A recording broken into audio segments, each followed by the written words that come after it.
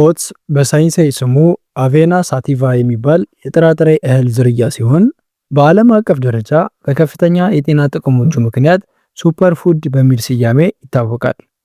በሀገራችን ከምናውቀው አጃ ጋር የቅርብ ዝምድና ያለው ቢሆንም ኦትስ የሚባለው ግን በብዛት ለሰው ልጅ ቁርስና ለተለያዩ ምግቦች እንዲመች ተደርጎ በልዩ ሁኔታ ተቀናብሮ የሚቀርብ ውጤት ነው ማለት ነው።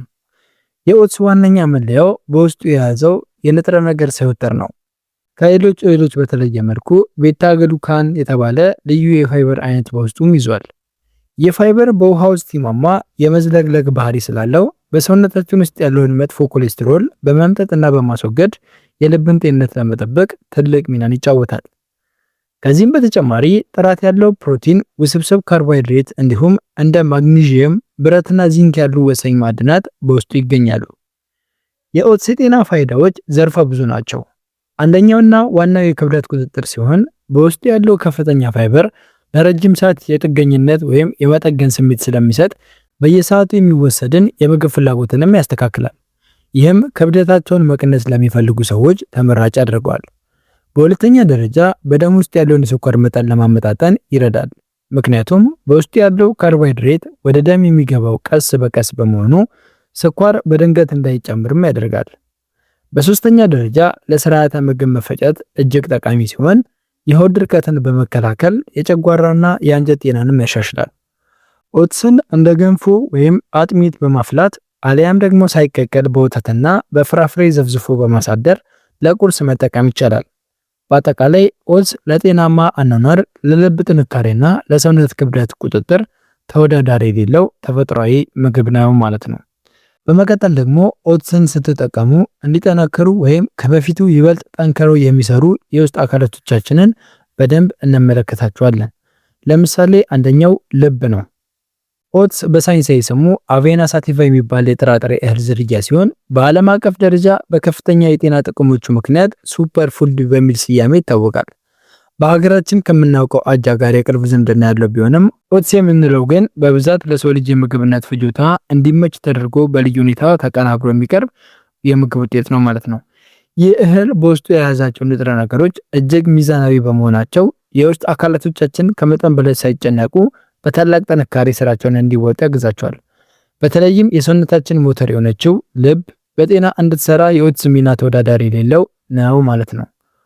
ኦትስ በውስጡ ቤታ ግሉካን የተባለ ልዩ የፋይበር አይነትም በውስጡ ይዟል።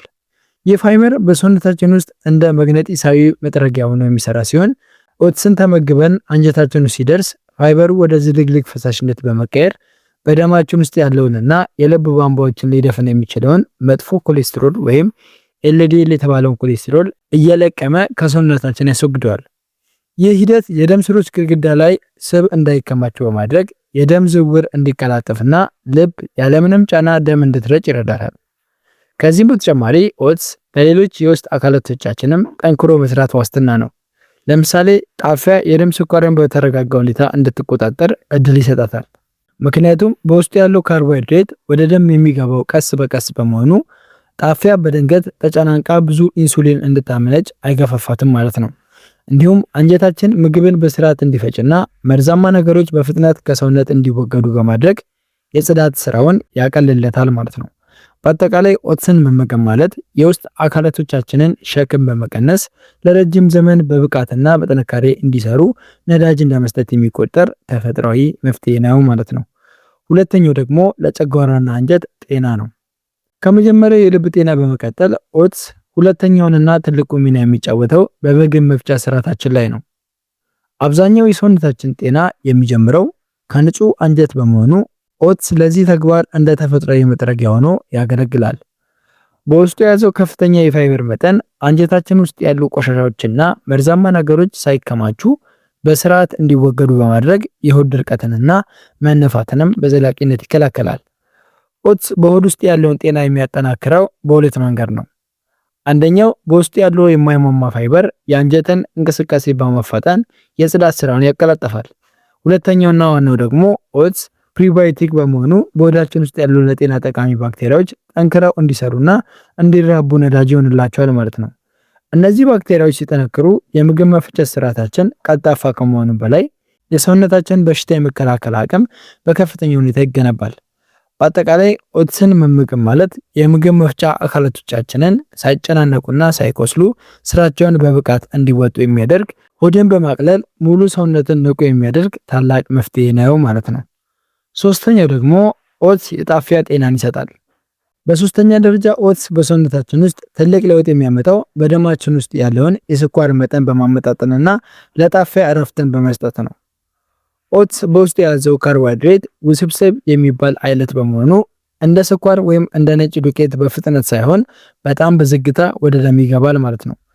ይህም ጣፊያ በድንገት ተጨናንቃ ብዙ ኢንሱሊን እንድታመነጭ ከመገፋፋት ይልቅ በተረጋጋ ሁኔታና በትንሽ ኃይል ስራዋን እንድትወጣ እድል ይሰጣታል ማለት ነው።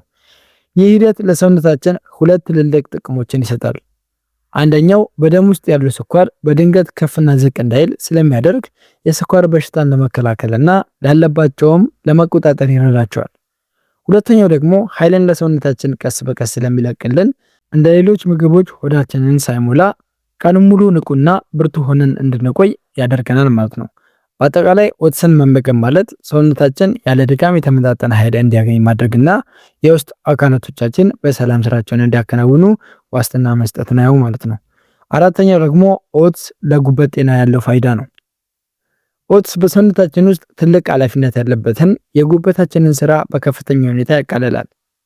ጉበት በሰውነታችን ውስጥ ስብን የማጣራት ደምን የማንጻትና መርዛማ ነገሮችን የማስወገድ ከባድ ስራ ያለበት ቀዳሚ አካል ነው።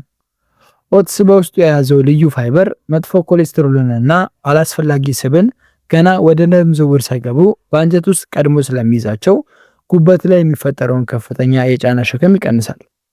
ይህም ጉበት ከመጠን በላይ ስብ እንዳያከማችና በዘመናችን ለብዙዎች ስጋት ለሆነው ፋቲ ሊቨር ለሚባለው የጤና ችግር እንዳይጋለጥ ትልቅ ጥበቃን ያደርግለታል። ጉበት ስራው ሲቀልለትና በኦትስ ድጋፍ ሲያገኝ የሰውነታችንን የሜታቦሊዝም ሂደት በብቃት ማከናወን ይጀምራል። ይህ ማለት ጉበት ኃይልን በማከማቸትና ስብን በማቃጠል ረገድ ይበልጥ ቀልጣፋ ይሆናል ማለት ነው። ጉበት ሲጠነክር ደግሞ መርዛማ ነገሮች በስርዓት ስለሚወገዱ የቆዳችን ጥራት ይጨምራል፣ የሰውነታችንም የጽዳት ዑደት ይስተካከላል። በአጠቃላይ ኦትስን መመገብ ማለት የሰውነታችን ዋነኛ ማጣሪያ የሆነው ጉበት ሳይዝል ሳይወፈርና ሳይቆስል በሙሉ ኃይሉ የውስጥ ጤንነታችንን እንዲጠብቅ ትልቅ አቅም መገንባት ይሆንልናል ማለት ነው። አምስተኛና የመጨረሻው የኦትስ ጥቅም ደግሞ የአንጎል ንቃትን ይጨምራል። ኦትስ በሰውነታችን ውስጥ ከፍተኛውን ስፍራ ለሚይዘውና ሁሉንም የሰውነት እንቅስቃሴ ለሚመራው ለአንጎላችንና ለነርቭ ስርዓታችን ልዩ ጥንካሬና ጥበቃን ይሰጣል። አንጎላችን በአግባቡና በብቃት እንዲሰራ ቀጣይነት ያለው የተረጋጋና ጥራት ያለው የኃይል አቅርቦት ይፈልጋል። ኦትስ ደግሞ በውስጡ የያዘው ውስብስብ ካርቦሃይድሬት ኃይልን ለረጅም ሰዓት በዝግታና በተከታታይ የመልቀቅ ልዩ ባህሪ ስላለው አንጎል ሳይዝል ሳይደክም ሰርቶ እንዲውል ያደርገዋል ማለት ነው። ይህ ሂደት በተለይ በትምህርትም ሆነ በከባድ የስራ ጫና ውስጥ ላሉ ሰዎች የማተኮርና የማስታወስ አቅምን በከፍተኛ ሁኔታ ይጨምርላቸዋል። ከኃይል ምንጭነቱን ባለፈ ኦትስ በውስጡ የያዛቸው ቢ ቫይታሚኖች ለነርቭ ስርዓታችን ጤንነት ወሳኝ የሆኑ ንጥረ ነገሮችም በውስጡ ይዘዋል ማለት ነው። እነዚህ ቫይታሚኖች በአንጎል ውስጥ መልእክት የሚያስተላልፉ ነርቮች እንዳይጎዱና ተግባራቸውን በቅልጥፍና እንዲወጣ ያደርጋሉ። በተጨማሪም በውስጡ ያለው ከፍተኛ የማግኒዥየም መጠን የጡንቻና የነርቭ መኮማተርን በመቀነስ ሰውነታችን ከጭንቀትና ከውጥረት እንዲላቀቅ ይረዳዋል። ባጭሩ ኦትስን መመገብ ማለት አንጎላችንን ጥራት ባለው ነዳጅ መሙላት ብቻ ሳይሆን የነርቭ ስርዓታችን ከድካምና ከጭንቀት ነፃ ሆኖ በከፍተኛ ብቃት ስራውን እንዲወጣ የሚያደርግ የአእምሮ ንቃትንና ሰላምን የሚሰጥ የተፈጥሮ ስጦታችን ነው ማለት ነው። ስለዚህ ኦትስ በእነዚህ 5 የሰውነታችን ዋና ሞተር የሚባሉ የውስጥ ክፍሎች ላይ ቀላል የማይባል የጤና ለውጥ የሚሰጥ እጅግ በጣም ድንቅ ምግብ ነው ማለት ነው። በመቀጠል ደግሞ በምን ያክል መጠንና መቼ መጠቀም እንዳለብን ስንመለከት ደግሞ ኦትስን መመገብ ብቻ ሳይሆን በምን ያህል መጠንና መቼ መጠቀም እንዳለብን ማወቁ የምንፈልገውን የጤና ውጤት ለማግኘት ወሳኝ ነው። በአማካኝ ለአንድ ሰው በአንድ ጊዜ ከግማሽ እስከ 1 ሲኒ ማለትም ከ40 እስከ 80 ግራም ያልበሰለ ኦትስ መጠቀም ይህ ተመራጭ መጠን ነው። ይህ መጠን ሲበስል ስለሚጨምርና በውስጡ ያለው ፋይበር ከፍተኛ ስለሆነ ሆድን በሚገባ የማጥገብና አስፈላጊውን ንጥረ ነገር ለሰውነት የማቅረብ ብቃት አለው። በተለይ ክብደት ለመቀነስ ለሚፈልግ ሰው ግማሽ ሲኒ በቂ ሲሆን ከፍተኛ የጉልበት ስራ ለሚሰሩ ወይም ስፖርተኞች ለሆኑ ደግሞ መጠኑን ከፍ አድርጋችሁ መጠቀም ትችላላችሁ። ኦትስን ለመመገብ ከሁሉ የተመረጠው ጊዜ ደግሞ የማለዳ ቁርስ ሰዓት ነው። ጠዋት ላይ ኦትስን መመገብ የቀኑን የኃይል ፍላጎት በዝግታና በተከታታይ ለማግኘት የሚረዳ ከመሆኑም በላይ ቀኑን ሙሉ የሚመጣን አላስፈላጊ የምግብ ፍላጎትን በመክታት ለክብደት ቁጥጥርም ፍጹም ምርጫ ያደርገዋል። ከዚህም በተጨማሪ ስፖርት ከመጀመራችሁ በፊት ከ1 እስከ 2 ሰዓት በፊት ቀደም ብላችሁ መመገብ ደግሞ ሳትደክሙ የተሻለ እንቅስቃሴ ለማድረግ ይረዳችኋል። እንዲሁም በምሽት በእራት ሰዓት መጠቀሙ ለምግብ መፈጨት ቀላል ስለሆነ ሆድ ሳይነፋና ሳይከብዳችሁ ሰላማዊ እንቅልፍ ለመተኛትም ይረዳችኋል። ኦትስን ስንጠቀም ማጤን ያለብን ዋናው ነጥብ ደግሞ አዘገጃጀቱ ነው። ይህን ስንመለከት በውሃ ውስጥ በወተት አፍልቶ መጠቀም የሚቻል ሲሆን ጣዕሙን ለማጣፈጥ ደግሞ እንደ ማር፣ ሙዝ፣ ቀረፋ ወይም ለውዝ ያሉ ተፈጥሯዊ ነገሮችን መጨመር ጥቅሙን ያጎላዋል ማለት ነው። ኦትስ ከፍተኛ ፋይበር ያለው እህል በመሆኑ ፋይበሩ በአንጀት ውስጥ የጽዳት ስራውን በአግባቡ እንዲወጣ ከኦትስ በኋላ በቂ ውሃ መጠጣት ደግሞ እጅግ በጣም አስፈላጊ መሆኑን መዘንጋት የለብንም ማለት ነው። ክቡራትና ክቡራን እንግዲህ በዛሬ ቆይታችን ኦትስ ለጣዕም ብቻ ሳይሆን ለሰውነታችን ዋነኛ የጤና መሰረት ለሆኑት የውስጥ አካላቶቻችን ያለውን የማይተካ ፋይዳ በዝርዝር ተመልክተናል። የዚህን ድንቅ እህል የጤና ጥቅሞች ከልብ ጥንካሬና ከአንጀት ጽዳት ጋር ያለውን ጥልቅ ሳይንሳዊ ትስስር እንዲሁም ውጤታማ የሚሆኑባቸውን 5 ቁልፍ የሰውነት ክፍሎችና ትክክለኛውን የአጠቃቀም መንገድ በሚገባ አስረድቻችኋለሁ ማለት ነው። ከደም ስሮች መጽዳትና የልብ ጤናን ማነቃቃት ጀምሮ የውስጥ ተፈጥሯዊ ፋይዳ የቆየ ድርቀትንና የአንጀት መዝለግለግን ቢሆን እንዴት እንደሚያስወግድልን እንዲሁም የጣፊያን ሸክም በመቀነስ የደም ስኳርን እንዴት እንደሚያመጣጥን በዝርዝር አይተናል። እነዚህን ተፈጥሯዊ ስጦታዎች እውነተኛ መድኃኒትነታቸውን የምናገኘው ግን በትክክለኛ መጠን በሰከነ አዘገጃጀትና በወርቃማው የቁርስ ሰዓት ላይ ከበቂ ውሃ ጋር ስንተገብራቸው ብቻ መሆኑን ደግሞ ይበልጥ ማወቅ ይኖርባቸዋል ማለት ነው። ጤናን ለመጠበቅና የውስጥ አካላትን ለማከም ውድ ዋጋ ከማውጣታችሁ በፊት ታዲያ በወጥ ቤታችሁ ውስጥ ያለውን ይህንን ተፈጥሯዊ ጥበብ ቅድሚያ በመስጠት የሰውነታችሁን የማጽዳትና ራስን የመፈወስ አቅም ማዳበር ይጠበቅባቸዋል ማለት ነው። ስለዚህ እንዲህ ያሉ ህይወት ቀያሪ የጤና ትምህርቶችንና በተግባር የተፈተኑ ተፈጥሯዊ እውቀቶችን ዘውትር ለማግኘት ቻናሉን ሰብስክራይብ፣ ላይክ እና ሼር በማድረግ የዚህ ጠቃሚ መድረክ ቤተሰብ እንድትሆኑ ጋብዛችኋለሁ። ማንኛውንም ጥያቄ ወይም በኦትስ አጠቃቀማችሁ ላይ ያላችሁን ተሞክሮ እንዲሁም ስህተት ከሰራው ብላችሁ የምታስቡት ጥያቄ ካለ ደግሞ በኮሜንት ሴክሽን ላይ አጋሩኝ። እኔ ምላሽ ለመስጠት ዘውትር ዝግጁ ነኝ። ስለተከታተላችሁኝ ከልብ አድርጌ አመሰግናለሁኝ። ሰላም ሁኑ።